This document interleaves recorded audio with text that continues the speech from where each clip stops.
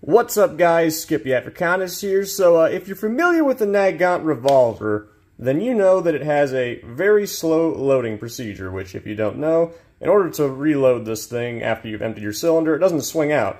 You have to actually kind of unscrew this rod, pull that out, lift your gate, get into position, and then ram each cartridge out until you're clear, and then load another 7 rounds.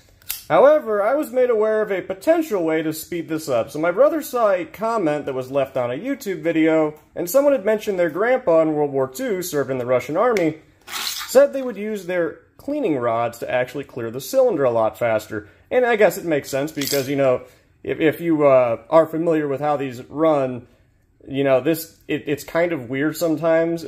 Your finger likes to slip and all that, and sometimes with a spent casing you have to kind of pull it out. But this thing gives you a lot more grip on it, and then of course you can push it way further back. And you know, that's actually not too weird of a concept, because if you're aware of the Reich's revolver, those didn't even have a clearing rod to begin with.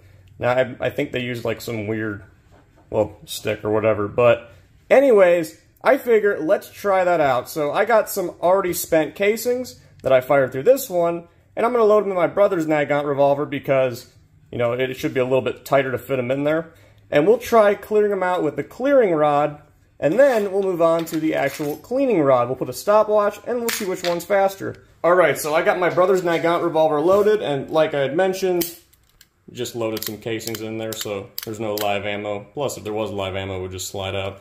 So anyways, he's going to give me the cue when to start, and we are going to start with the clearing rod, and then we'll move on to the cleaning rod. So, whenever you're ready, go.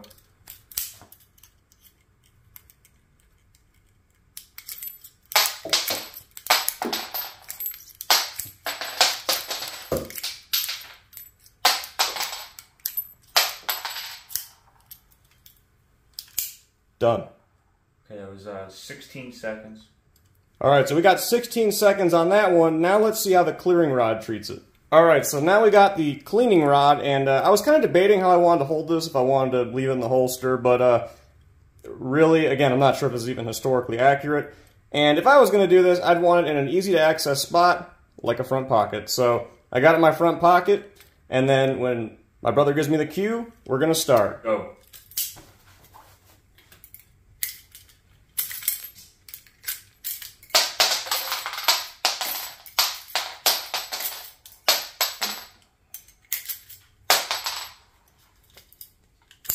Done.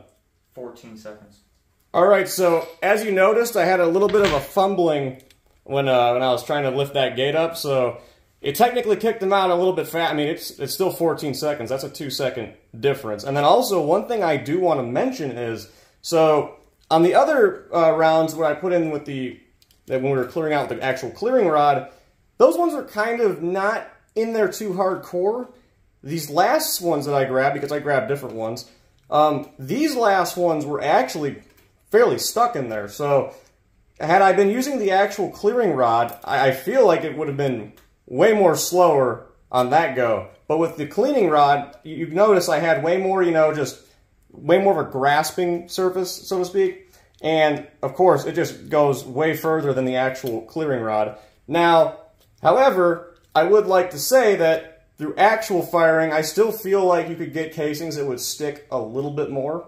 So we're going to take this down to the range and do a little bit of a live fire demonstration to test it out on freshly fired ammo. Alright, so I had a bit of a fumble when I set this camera up, and I didn't realize till after I had fired all of my ammo, but you can see the revolver perfectly fine, but you can't see me loading it, which kind of sucks. But I can still make a little bit of commentary on it just to tell you how it was, because I will say that cleaning rod definitely helped.